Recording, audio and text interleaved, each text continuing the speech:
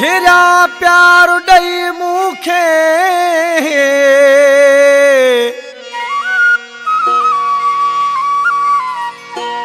पहिरा प्यार डई मुखे अला वरी बेजो थी वयार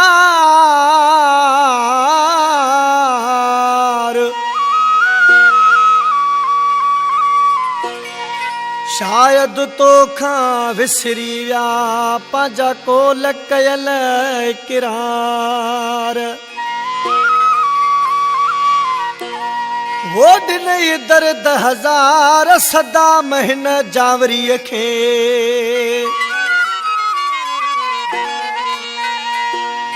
धार करे आज़ार क्यो थई यार क्यो थई ॿियो वञी दुख आ तुंहिंजो वे छॾे छो प्यार क्यो थई ॿियो वञी तो त ॾुखियो कयो मुंहिंजो साहवा पोइ बि मालिक मुंहिंजो अलाह आ तो त ॾुखियो कयो मुंहिंजो साहवा पोइ बि मालिक मुंहिंजो अलाह आ धार करे आज़ार क्यों थई यार क्यों थई ॿियो वञी दुख आ तुंहिंजो वे छॾे छो प्यार क्यों थई ॿियो वञी तो त ॾुखियो कयो मुंहिंजो साहवा पोइ बि मालिक मुंहिंजो अलाह आ तो त ॾुखियो कयो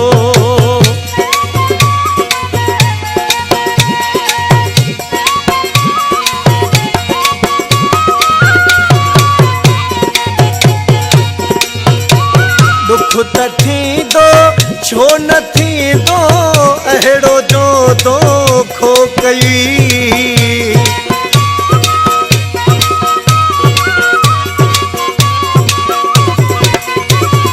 हे दुख त थींदो छो न थींदो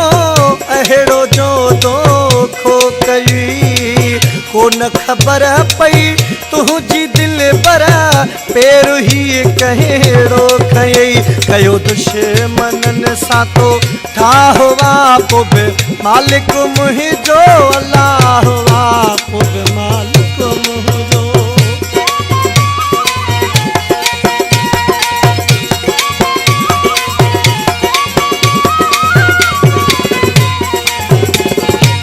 मूं त सोचो साण हूं दे मूं सां दुख सुख में फिरी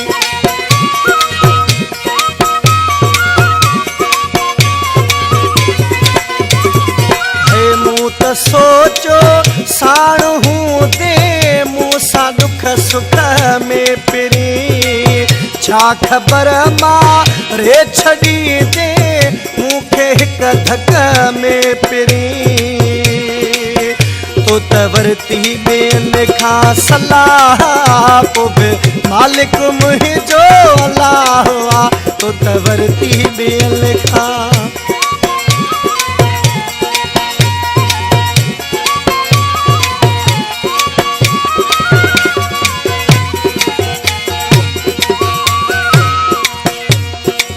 ज़ुल्फ़कार चए बसि तूं बि मौसम वांगे मटिजी वे मिठा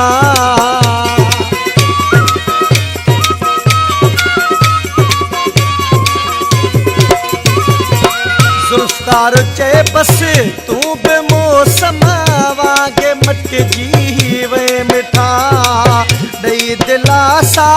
मलाह खे तूं ॿिए जो बस थी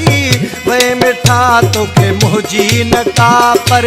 वाह आ पोइ बि मालिक मुंहिंजो अलाह आ तोखे मुंहिंजी न का पर वाह आ पोइ बि मालिक मुंहिंजो अलाह आ धार करे आज़ार क्यो थई यार क्यो थई ॿियो वञी दुख आ तुंहिंजो